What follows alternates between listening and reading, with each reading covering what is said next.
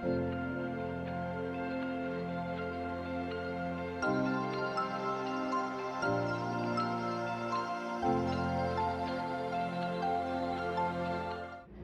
International Organisation for Migration, commonly known as IOM, was established following the Second World War in response to supporting millions and millions of displaced people on the move.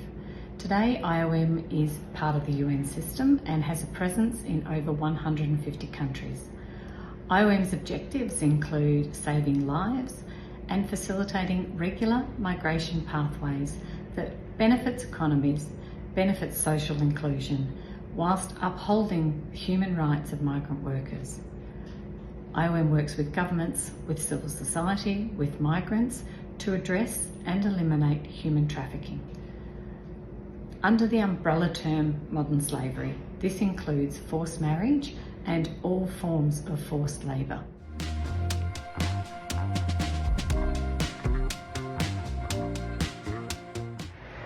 So through numerous IOM initiatives, such as the Migration Business and Human Rights Portfolio, participation in international dialogue through forums such as the Bali process, IOM supports governments and the private sector to enhance practice to uphold the human rights of migrant workers.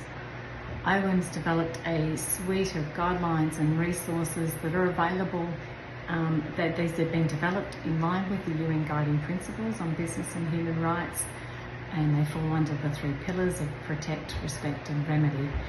The purpose of these guidelines and resources are to support businesses to address, reduce and ultimately mitigate any risks of modern slavery throughout operations and supply chains, both in Australia and globally.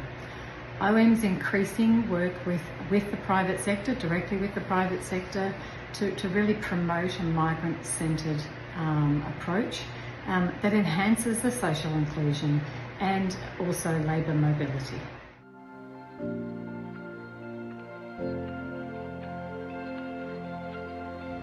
IOM, the ILO, which is the International Labour Organisation, collaborate with international human rights group called Walk Free to produce the Global Slavery Estimates.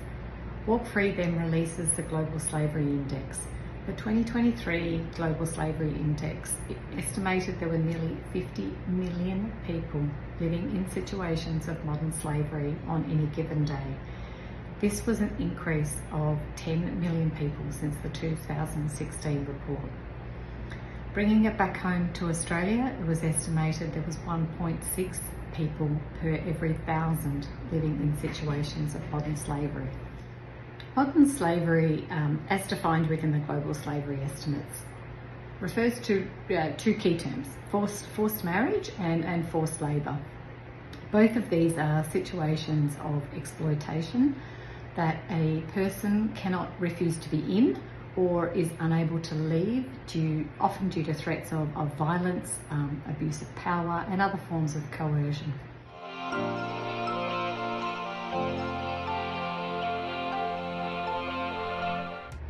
Migrant workers are actually 3 times more likely to be in situations of forced labour than non-migrant workers, particularly in key high-risk sectors such as agriculture, mining, construction, meat processing, domestic work. For migrant workers, the journey begins with the recruitment, followed by the deployment stage from their home country. The recruitment stage is often where vulnerable migrant workers will face high risks of exploitation. This can be in forms of deception, such as contracts being in a language that they do not understand, being charged exorbitant recruitment fees. Then at the destination, the point of employment, they tend to continue to face high risk of exploitation, and this can be in the forms of poor living and working conditions, harassment, violence, which can stem from abuse of power, and often the fear for migrant workers to speak up about their situation is quite high.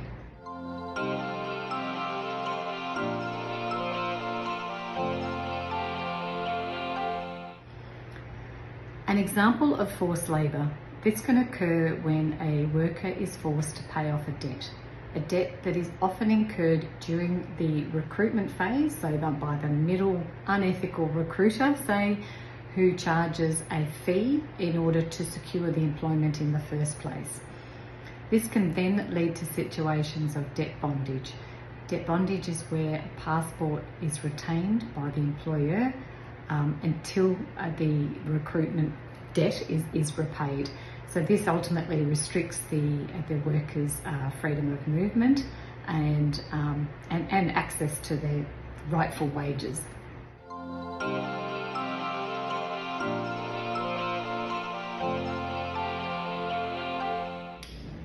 So whilst Australia actually ranks quite high in addressing modern slavery on a global scale, such as the current review of the modern slavery legislation, the Modern Slavery Act, policies and government legislation alone are not enough to address and mitigate modern slavery. It needs to continue to be the collaborative effort of governments, civil society, individuals, international organisations, and of course businesses as well. Looking beyond our own backyard is essential because it's probable that the bargain product that we're able to purchase in Australia, or not necessarily bargain product, has been tainted by exploitation that's out of sight. So as an example, businesses can work with civil society, with international organisations to look deep into their operations and supply chains for risks of exploitation and then address and mitigate these risks. An example of this is implementing the employer pays principle. So this is whereby assuring that migrant workers do not incur fees and ultimately a debt, potentially resulting in forced labour, to secure employment in the first place.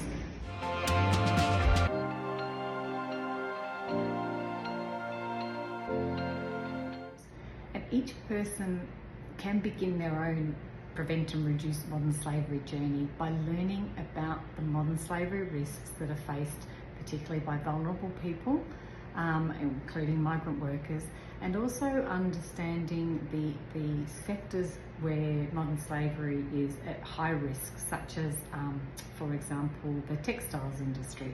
And this may mean visiting the brand that you love and doing a bit of research about that brand, and perhaps making alternative choices until the brand demonstrates that they are actively addressing and reducing modern slavery throughout their operations and supply chains.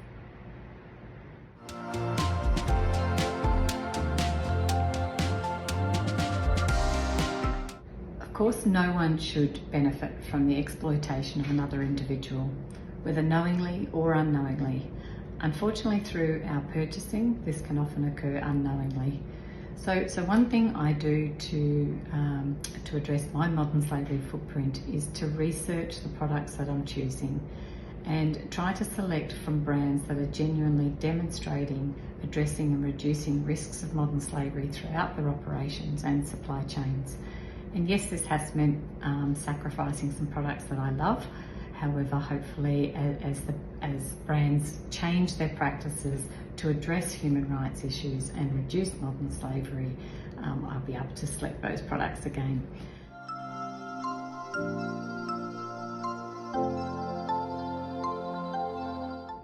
So a really good starting point for your involvement is to initially understand or test your understanding of the risks and the challenges that are faced by migrant workers throughout the journey of seeking employment.